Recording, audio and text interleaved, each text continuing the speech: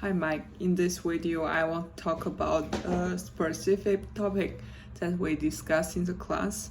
As you mentioned, the Chinese would sacrifice their political participation in exchange of prosperity.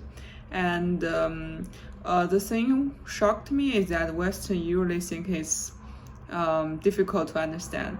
And so I had the discussion after class with Manuel, and he said something that make me feel it's understandable, and I would like to share my view and his view, so we can combine this because it's kind of insightful for me. So from his point of view, it's like the Westerns in general would rather prefer living in a country even it's poor or chaotic but have a political freedom rather than like countries in like China. So the reason is kind of they value individual more than group, and they think they can do their best to achieve what they want to achieve, even they are living in a poor country. So they always believe in themselves and value themselves more. And this also have something to do with culture and history, because Europeans are always fighting and they explore the world and colonize the world. So they would rather have this freedom and free will to do whatever they want to do. So after hearing this, I'm kind of understand a bit, but even so, I also want to share a little bit deeper about Chinese view regarding to this topic, because in class I will mention it's also kind of family tradition, because maybe the old generation appreciate or admire CCP, and then the young generation follow. I want to explore the deep reason about why Chinese generally would like to do that. The first reason is related to the culture of the entire Chinese culture, because we kind of always like one emperor or like sort of like one party ruling everything.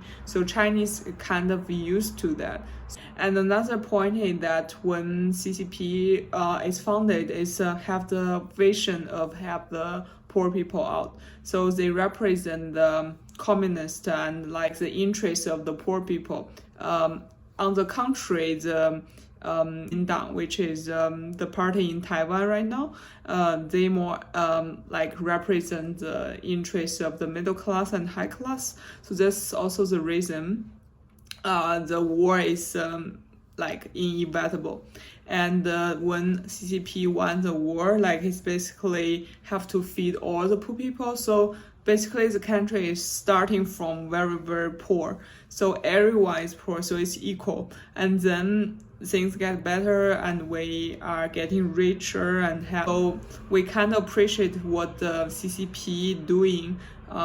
Like they have a good economic planning, and everything they did is bring us prosperity. So if you, my grandpa always explained to me like how grateful and admired he was to CCP, because they bring us to a better life, or else like we don't know what life we live in now. So that's also another reason why Chinese don't care political participation, because they think the life is more important, because they know how the poor life were. And but Western, they may think, okay, I can live in a poor life, but I'd rather I wouldn't sacrifice my freedom. But you don't really know what poor life means. And my mom, when she was young, he basically couldn't eat food.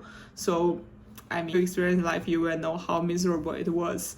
So it's kind of a different view combined. Even it cannot convince me, but I think it still makes sense and understandable. And I hope this also gave my classmates or a better viewpoint, like why Chinese tend to think like that.